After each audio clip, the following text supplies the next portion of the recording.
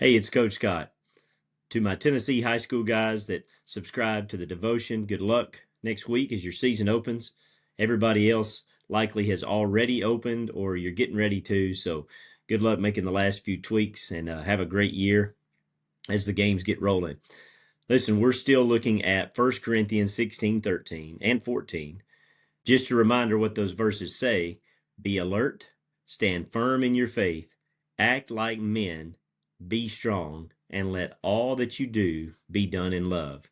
Well, this week we look at that middle section, that bridge between that entire sentence. Really, if you take out the fact there's two verses, act like a man. Did you ever think in your lifetime, in our country, even the discussion about what a man is and isn't would be a debate? Hopefully for you, I don't have to define what it is. But in God's definition, sometimes we do have to redefine things. Look at what it means to be a man.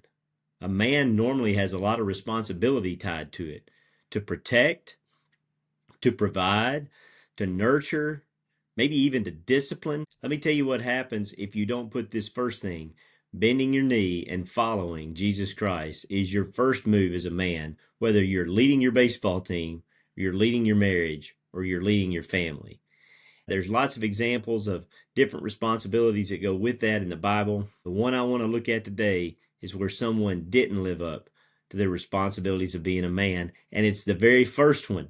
In Genesis 3, we often give Eve all of the blame for the fall of man, really, for the sin of mankind. But if you look in verse 6, it says she turned and gave after she ate of the fruit that she wasn't supposed to have.